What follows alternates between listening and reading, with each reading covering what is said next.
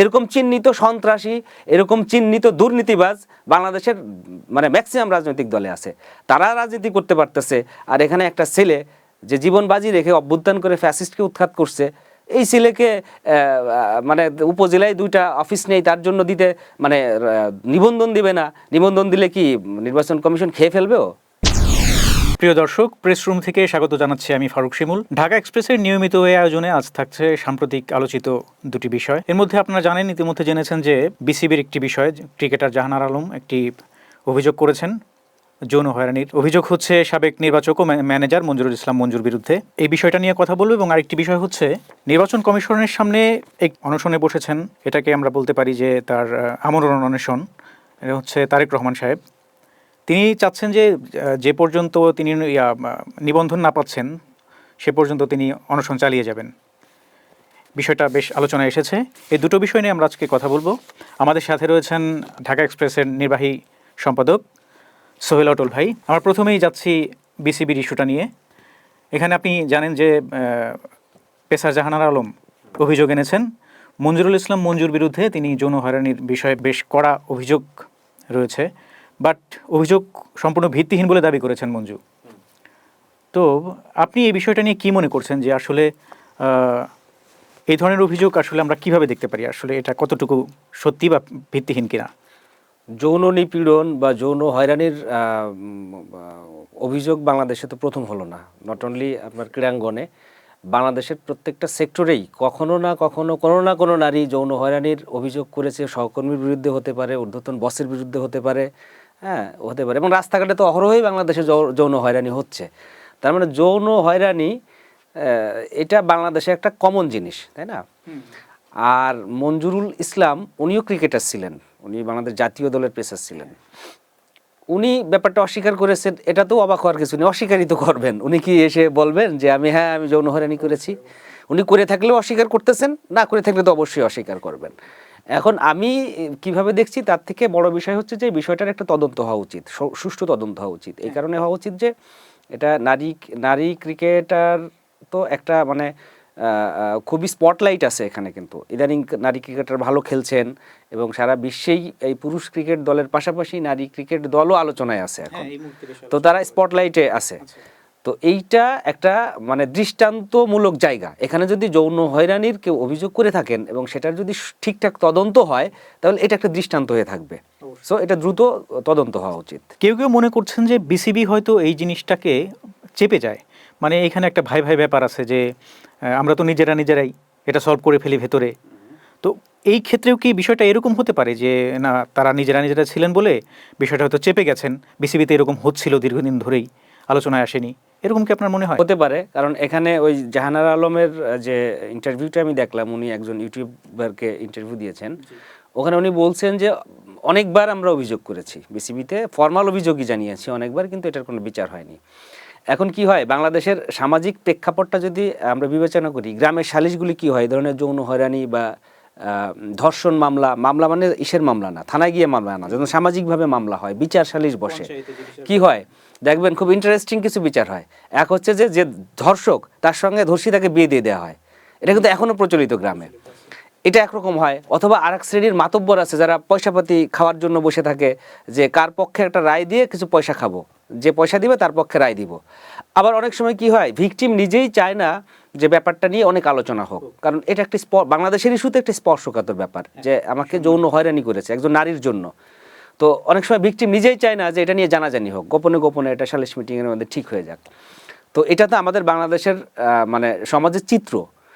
বৃহৎ অর্থে এই চিত্রটা বিসিবিতে এসে বসতে পারে। এই চিত্রটা বিসিবির যারা আছেন কর্তা ব্যক্তিরা, তারা ওই গ্রামের সালিশি মডেলে এটাকে একটা সলিউশন করতে পারেন, হতে পারে এটা, যে তারা চেষ্টা করছেন এভাবে গোপনে গোপনে এটা শেষ করে দিতে। তবে আমার প্রশ্ন হচ্ছে যে এই যে দিনের পর দিন অভিযোগগুলো আসে সামনে, কিন্তু এভাবেই কি চলতে থাকবে? যে আপনি যেটা বললেন যে গ্রামের মডেলটা, এটা তো আমরা জানি অনেক দিন ধরেই চলে আসছে, এটা দীর্ঘ সময়ের ব্যাপার। তার মানে কি এটা যুগের পর যুগ এই মডেলটা থাকবে, নাকি এর সমাধান হতে পারে বলে আপনি মনে করেন? সমাধান অবশ্যই হওয়া উচিত, এই কারণে হওয়া উচিত। ও আরেকটা কারণ আছে, বিসিবির কর্তারা যে কারণে এটা নিয়ে বেশি মাতামাতি করেন নাই, যে এটা তো ইন্টারন্যাশনাল একটা নিউজ, তাই না, যে এই দেশের নারী ক্রিকেটাররা সেক্সুয়ালি হ্যারেস হচ্ছে, তাই না।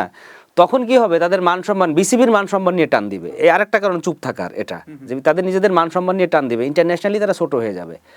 এখন এইটা ওই যে চুপচাপ থাকলে যেটা হয়, এখন একটা মানে বিস্ফোরণ ঘটে গেছে। এখন এই বিস্ফোরণটা হয়তো ঘটতো না যদি আগের থেকে চুপচাপ না থাকতো। এখন বিস্ফোরণ ঘটে গেছে, এখন সেই মান সম্মান নিয়ে কিন্তু ঠিকই টান দিছে বিসিবির। হ্যাঁ, বিসিবির কর্তা ব্যক্তিদের এখন কিন্তু পুরা গলদঘর্ম অবস্থা। যতদূর আমরা ভেতরের খবর জানি, বিসিবি পুরাই গরম এই শুনিয়ে, হওয়ারই কথা। উনি সাবেক ক্রিকেটার, জাহানারা শুধু ক্রিকেটার ছিলেন না, উনি বাংলাদেশ নারী টিমের ক্যাপ্টেনও ছিলেন, তাই না? তার সঙ্গে যদি এরকম ঘটনা ঘটতে পারে, তাহলে তো আরো বড় বড় ঘটনা না জানি কি কি ঘটতেছে এখানে, আমরা এটা বলতেই পারি, দাবি করতেই পারি এটা। নিঃসন্দেহে আপনি ঠিকই বলেছেন। তবে আরেকটি প্রশ্ন আমার সামনে চলে আসছে, সেটা হচ্ছে যে এখানে কি খেলোয়াড়দের মধ্যে বৈষম্যের কোনো ব্যাপার আছে কিনা, যে কাউকে ছোট করে দেখা হচ্ছে, কাউকে বড় করে দেখা হচ্ছে, এই বৈষম্যটার কারণে কি এরকম হয়ে থাকে, বা খেলোয়াড়রা কাউকে অসহযোগিতা করছে, এরকম বিষয়গুলো আসে কিনা? বৈষম্যের ব্যাপার তো হতেই পারে। বাংলাদেশ তো দুর্নীতিগ্রস্ত একটা দেশ, কোথায় নেই দুর্নীতি? বৈষম্য মানেই তো দুর্নীতি, তাই না? বৈষম্য বিরোধী কি বিশাল আন্দোলন হয়ে গেল, এত বড় ফ্যাসিস্ট উৎখাত হয়ে গেল বৈষম্য বিরোধী আন্দোলন করতে গিয়ে। তো বৈষম্য আছে বলেই এত বড় বৈষম্য বিরোধী আন্দোলন হয়েছে এই দেশে, তাই না? সো বৈষম্য রাষ্ট্রীয় পর্যায়ে যে দেশে বৈষম্য, সেখানে এখানের একটা অর্গান বিসিবি, এখানে বৈষম্য থাকবে না এটা তো ভাবার কোনো সুযোগ নেই। অবশ্যই বৈষম্য আছে। তবে মানে বৃহৎ অর্থে বলতে গেলে এই বৈষম্য তো আসলে সার্বিকভাবে বিসিবির বা ক্রিকেটেরই ক্ষতি করে। অফকোর্স, এটা থেকে বের হয়ে আমাদের অবশ্যই আসা উচিত অবশ্যই আসা বলে আপনি উচিত। একমত হবেন।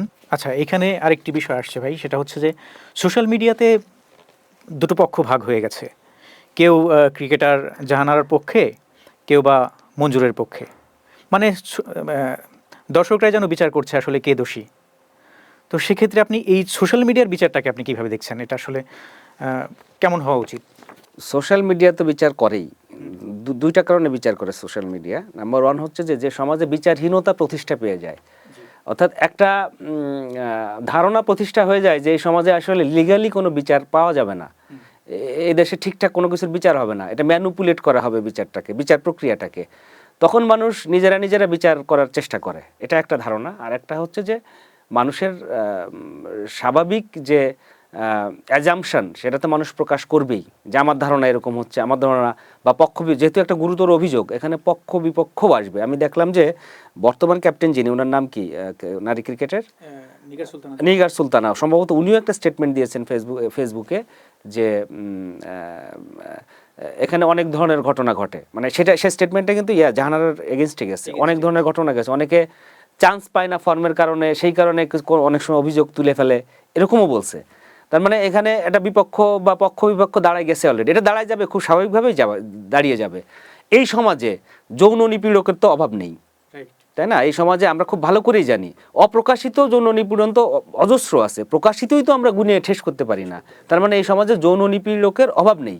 যে লোকটা মনে প্রাণে একজন যৌন নিপীড়ক, সে এই ঘটনাকে ওই জাহানারা আলমকে অবশ্যই অপরাধী মনে করবে, তাই না? তো পক্ষ বিপক্ষ হবেই, স্বাভাবিক। এই আলোচনায় কিন্তু আরেকটা বিষয়, আলোচনায় ঘি ঢেলেছেন হচ্ছে সাবেক অধিনায়ক রোমান আহমেদ। তিনি কিন্তু আবার জাহানারার পক্ষে বলেছেন। তার মানে সে একটা ভালো সমর্থন পেয়ে যাচ্ছে যে ঘটনাটা হয়তো সত্যি হতেও পারে, এরকম আগে হয়েছে বলেই তিনি দাবি করছেন। উনি দাবি করছেন, পাশাপাশি আরও নানান জায়গা থেকে অনেক ক্রিকেটারই, সাবেক ক্রিকেটার বা এই বিসিবির সঙ্গে নানান কাজে সংশ্লিষ্ট অনেকেই বিভিন্ন জায়গা থেকে দাবি করছেন যে মঞ্জুরুল ইসলামের এরকমের কাজকর্ম, এগুলো মানে আনঅফিসিয়াল কাজকর্ম। আমি শুনেছি যে ওই যে ক্যাপ্টেন আমাদের মাশরাফির আন্ডারওয়্যার, মাশরাফিকে দিয়ে তার আন্ডারওয়্যার ধোয়াইছেন উনি, এরকম একটা ঘটনাও আমি শুনছি। মানে ফোর্স করছেন ধোয়া দিয়েছেন, মানে খুব ভালোবেসে ধুয়ে দিয়েছে তা না, তাকে ফোর্স করছে ধোয়ানোর জন্য। তার মানে তার কিছু এরকম আনঅফিসিয়াল বা অস্বাভাবিক কার্যক্রমের কথা অনেকেই বলছেন, এতদিন বলেন নাই কেউ, এখন বলছে, হয়তো এই শুটে সামনে আসছে বলেই বলছে। তার মানে এই ঘটনার সত্যতার পক্ষে কিছু প্রমাণ অলরেডি মানুষ স্বতঃস্ফূর্তভাবেই হাজির করে দিচ্ছে। রাইট। শেষ প্রশ্ন হচ্ছে এ বিষয়ে, আপনার কি মনে হয় যে সব রকম আলোচনার মতো এই আলোচনার কি শেষ পর্যন্ত থেমে যাবে একটা পর্যায়ে গিয়ে? আমার মনে হচ্ছে না, কারণ এটা বাংলাদেশের প্রেক্ষাপটে আসলেই, কারণ আমাদের সামাজিক এবং ধর্মীয় মূল্যবোধের বিচারে যদি এটা চিন্তা করি তাহলে এটা খুবই স্পর্শকাতর ইস্যু, খুবই স্পর্শকাতর ইস্যু। একবার যেহেতু এটা লাইমলাইটে চলে আসছে, এটার একটা রেজাল্ট মনে হয় আমরা দেখতে পাবো। আর বিশেষ করে বিসিবিতে এখন যে বোর্ডটা আছে, এই বোর্ডের সবার প্রতি আমার এক ধরনের আস্থা আছে। তাদের এক ধরনের ফ্রেশ একটা ইমেজ আছে এবং ইতিবাচক ইমেজ আছে তাদের। আমি প্রত্যাশাও করব একজন নিউজম্যান হিসেবে যে এই ঘটনার যেন সঠিক তদন্ত হয়, আবার আশাও করতেছি, মানে আশাবাদী হচ্ছি যে এই লোকগুলো হয়তো আগের বোর্ড সদস্যরা থাকলে হতো না, কিন্তু এই লোকগুলো হয়তোবা এটার একটা মীমাংসা করবে বা সঠিক তদন্ত করে আমাদেরকে একটা রেজাল্ট দিবে। অবশ্যই আমরা আশা করতেই পারি একটা ভালো সমাধান হোক। সোহেল ভাই, আমরা এখন আরেকটি বিষয়ে যাব, সেটা হচ্ছে যে আপনি জানেন নির্বাচন কমিশনের সামনে 4 দিন ধরে অনশন করছেন তারেক রহমান সাহেব, যিনি আমজনতার দল এই নামের একটা তার দল রয়েছে, হ্যাঁ, নিবন্ধন চাচ্ছেন। তো শর্ত অনুযায়ী আমরা জানি যে 2টি জেলা এবং 67 উপজেলা কার্যালয়ের কার্যক্রম এবং সক্রিয়তা না পাওয়ায় তার নিবন্ধন দিচ্ছে না নির্বাচন কমিশন। আপনি কি মনে করেন যে এই শর্তগুলো আসলেই জরুরি? বা যদি জরুরি হয়, আর একটু সম্পূরক প্রশ্ন, জরুরি হয় তাহলে অনেক দলও আমাদের যে মানে আছে, অভিযোগ আছে যে অনেকে পূরণ করছে না, সেক্ষেত্রে তারা কিভাবে পায়? এই দুটো প্রশ্ন একটু আপনি। আচ্ছা, শুরুতে বলি, বাংলাদেশে গণতন্ত্রের মানদণ্ড তো একেবারেই নিচে, বিলো স্ট্যান্ডার্ড, তাই না? এখানে রাজনৈতিক দল হিসেবে নিবন্ধন পাওয়ার যে শর্তগুলো এরা বলছে, ধরে নিলাম যে এই শর্তগুলো থাকা জরুরি, ধরে নিলাম যে জরুরি। বাংলাদেশে রাজনৈতিক দল, নিবন্ধিত রাজনৈতিক এমন অনেক দল আছে যারা কেউ এই শর্ত পূরণ করে নাই, যাদের ঢাকাতেই একটা অফিস নেই, উপজেলা তো বাদ দিলাম, নিবন্ধিত দল আমি নাম ধরে ধরে বলতে পারি যে অমুক অমুক দলের ঢাকাতে সারা বাংলাদেশে একটা অফিসও নেই, তারা নিবন্ধিত দল। তাহলে এটা আওয়ামী লীগ দিচ্ছে নিবন্ধনগুলো, আওয়ামী লীগ আমলে বা প্রিভিয়াস টাইমে তারা পেয়ে গেছে। তো এখন নির্বাচন কমিশন যদি মনে করে যে তারা এই আইনের বাইরে গিয়ে এক পাও ফেলবে না, তাহলে সবার আগে তো ওই নিবন্ধিত দলগুলোকে বহিষ্কার করা উচিত, তাদেরকে বের করে দেওয়া উচিত, তাই না? এটা হচ্ছে 1 নম্বর, যদি আইনের কথায় আসি। 2 নম্বর কথা হচ্ছে যে বাংলাদেশে আইনে ব্যত্যয় তো ঘটে, তাই না? এক্সেপশনাল অনেক কিছুই ঘটে। এই ছেলেটা তারেক রহমান, যিনি উনি এই ফ্যাসিস্ট বিরোধী আন্দোলনে আমরা দেখেছি সম্মুখসারির যোদ্ধা, এবং যথেষ্ট জীবন লাইফে যথেষ্ট রিস্ক নিয়ে তিনি এই আন্দোলনগুলো করেছেন, আন্দোলন সমন্বয় করেছেন, তার একটা বিশেষ ভূমিকা আছে। তো বিশেষ ভূমিকায় আমাদের ছাত্ররা উপদেষ্টা হয়ে যাচ্ছে, বিশেষ ভূমিকায় ছাত্ররা মব করতেছে, বিশেষ ভূমিকায় ছাত্ররা অনেক কিছু করতেছে। যেহেতু তারা জুলাই অভ্যুত্থানের যোদ্ধা ছিল, তারা এতটুকু ডিজার্ভও করে। আমি বলছি না যে এটা কেন দেয়া হচ্ছে তাদেরকে করতে, আমি এই প্রশ্ন তুলছি না যে আসিফ মাহমুদ, সজীব ভুঁইয়া কিংবা ওই যে আরেকজন যিনি আছেন ছাত্র উপদেষ্টা, তাদেরকে কেন উপদেষ্টা বানানো হলো। আমি মনে করি তারা এটা ডিজার্ভ করে। তারা একটা বৃহৎ আন্দোলন করছে লাইফ রিস্ক নিয়ে, এবং আমাদের জনগোষ্ঠীর বৃহৎ অংশকে ফ্যাসিস্টের হাত থেকে মুক্তি দিয়েছে। সো তারা এটা ডিজার্ভ করে, তাদেরকে আমরা একটু এক্সট্রা সুবিধা দিতেই পারি। তা ওরা যদি পায়, তারেক রহমান কেন পাবেন না? তাকে কেন এখানে অনশন করতে হচ্ছে 48 ঘন্টা 64 ঘন্টা শুয়ে না খেয়ে থাকতে হচ্ছে কেন? না, এখানে প্রশ্ন এসে যায় যে যদি শর্তহীনভাবে তাকে দেয়া হয়, সেক্ষেত্রে পরবর্তীতে দেশের 20 কোটি মানুষ প্রত্যেকেই যদি একটি করে দল করতে চায়, সেক্ষেত্রে তো নির্বাচন কমিশন বিপদে পড়ে যাবে। নির্বাচনী দল করলে সমস্যা কি? 20 কোটি মানুষ একটা করে দল করুক, সমস্যা কি? আমি তো এখানে মানে কোনো মানে সমস্যাই দেখি না। আপনি একটা সমস্যা উত্থাপন করেন যে 20 কোটি মানুষ একটা করে দল করলে এই সমস্যায় আমরা পড়বো, কারণ তখন আসলে রাজনীতি বলে কিছু থাকলো না, প্রত্যেকে হবে না। 20 কোটি মানুষ অবশ্যই একটা করে রাজনৈতিক দল করবে না, এবং এই ছেলেটার ব্যাকগ্রাউন্ডও আছে, রাজনৈতিক ব্যাকগ্রাউন্ড, তাই না? তাহলে তার কর্মীও আছে এখানে।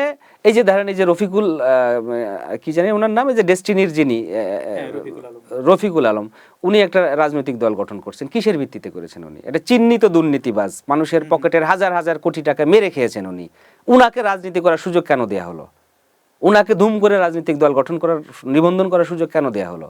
এরকম চিহ্নিত সন্ত্রাসী, এরকম চিহ্নিত দুর্নীতিবাজ বাংলাদেশের মানে ম্যাক্সিমাম রাজনৈতিক দলে আছে। তারা রাজনীতি করতে পারতেছে, আর এখানে একটা ছেলে যে জীবন বাজি রেখে অভ্যুত্থান করে ফ্যাসিস্টকে উৎখাত করছে, এই ছেলেকে মানে উপজেলায় 2টা অফিস নেই, তার জন্য দিতে মানে নিবন্ধন দিবে না।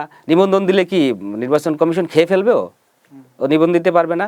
আর তার চেয়েও বড় কথা, ওকেও যদি নিবন্ধন না দেওয়া হয়, তাহলে এরকম বাংলাদেশে অনেক রাজনৈতিক দল আছে যাদের পুরো বাংলাদেশে একটা অফিস নেই, তাদের নিবন্ধন বাতিল করা উচিত সবার আগে, যদি আপনি আইন ফলো করতে চান। আমরা জানি যে অনেকে আছে শুধু নাম সর্বস্ব দলও আছে, একজনকে চিনে হয়তো দেশের মানুষ, সেটাই সেক্ষেত্রে আপনি বলতে চাচ্ছেন যে বিপ্লবের পক্ষে যারা ছিল, আমরা যদি বিপ্লব বলি, গণ অভ্যুত্থান বা বিপ্লব পক্ষে যারা ছিল, যে তারা চাইলে একটু বাড়তি সুবিধা পেতেই পারেন, এই বিষয়টা আপনি চাইলেই পেতে পারে তা না, আমি ব্যক্তিগতভাবে মনে করি যে তাদেরকে আমরা একটু দিতেই পারি, কারণ তারা আমাদের জন্য, আমরা মুক্তিযোদ্ধাদের জন্য, 71-এর মুক্তিযোদ্ধাদের জন্য অনেক কিছু স্যাক্রিফাইস করছি না, অনেক কিছু দিছি না এত বছর ধরে, দিছি না? কেউ কোনো প্রশ্ন তুলছে যে মুক্তিযোদ্ধারা এটা পাচ্ছে ওটা পাচ্ছে? প্রশ্ন উঠছে নাতি নাতির কোটা যখন আসা শুরু হলো তখন থেকে, কিন্তু এর আগ পর্যন্ত কিন্তু কোনো প্রশ্ন ছিল না।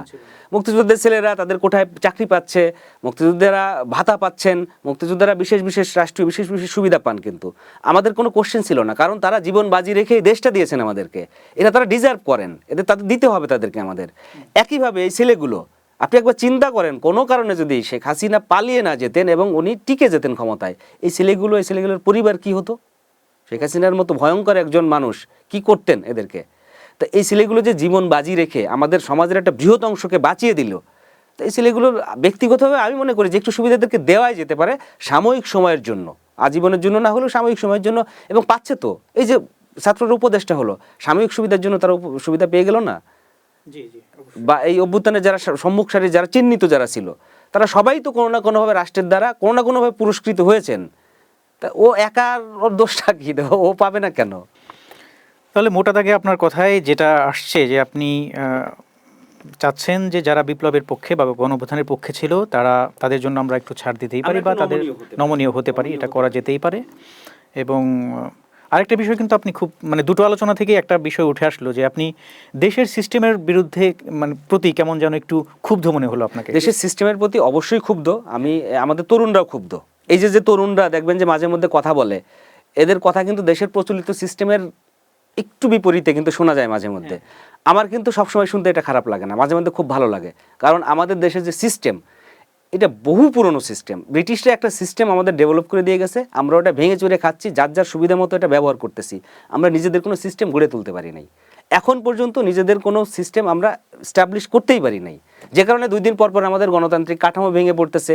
এই স্বৈরাচার আসবে বলে আমরা কি বলে আর্মি ক্ষমতা নেবে বলে আমরা ভয় পাচ্ছি, এই শেখ হাসিনা ফিরে আসবে বলে ভয় পাচ্ছি, মানে কি একটা অবস্থা। তাহলে আমাদের অস্তিত্ব সংকটের দিকে নিয়ে যাচ্ছে। অবশ্যই অস্তিত্ব সংকটের মধ্যেই তো আমরা আছি এখনো, আমাদের তো অস্তিত্ব এখনো জায়গা মতো পৌঁছাইতে পারে নাই। তো এই দেশের প্রচলিত সিস্টেম, ভালো প্রশ্ন করছেন, প্রচলিত সিস্টেমের আমি বিরোধিতাই করতেছি। এবং আমি এই যে এখনকার যে তরুণরা যে প্রচলিত সিস্টেম নিয়ে 2 দিন পর পর যে প্রশ্ন তোলেন, আমি সম্পূর্ণভাবে এদের সঙ্গে আছি, যৌক্তিক প্রশ্নগুলোর সঙ্গে আছি এদের। আমি আপনার সাথে এক বিষয়ে একমত যে একটা নীরব বিপ্লব কিন্তু সারা পৃথিবীব্যাপী ঘটে গেছে। সেটা হচ্ছে যে জেনজি যেভাবে এগিয়ে আসছে আর কি, পৃথিবীর দিকে অনেক দেশেই তাকালে দেখছি আমরা যে জেনজি আন্দোলন হচ্ছে, জেনজি বিক্ষোভ, তার মানে নতুনরা অন্য কিছু চায় আসলে। অবশ্যই প্রচলিত সিস্টেম, একটা সিস্টেম ধরেন 500 বছর ধরে একটা ডেভেলপ হয়ে আসছে, যারা পুরনো এরা তো চাইবেই যে এই সিস্টেমের মধ্যেই থাকতে, এরা আরাম না সিস্টেমের মধ্যে থাকা, তারা অভ্যস্ত, সারা জীবন অভ্যস্ত এটার সঙ্গে।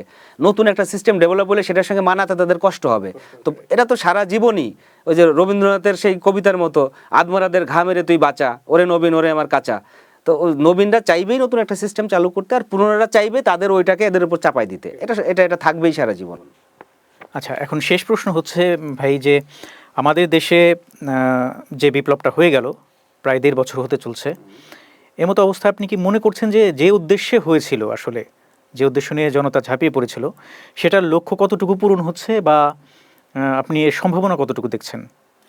এইটা বিপ্লব তো না, আমি গণ অভ্যুত্থান বলি, এটা বৃহৎ আকারে গণ অভ্যুত্থান, এটা অনেক বড় গণ অভ্যুত্থান, ছোটখাটো গণ অভ্যুত্থান না। এই অভ্যুত্থানের যে লক্ষ্য ছিল, অনেকগুলো লক্ষ্য ছিল, একটা লক্ষ্য পূরণ হয়েছে যে শেখ হাসিনা দেশ থেকে পালিয়েছে। আমি নাম ধরে বলতেছি, বাট যদি সিম্বলিক বলি তাহলে একজন স্বৈরাচারকে আমরা উৎখাত করেছি, একটা লক্ষ্য পূরণ হয়েছে।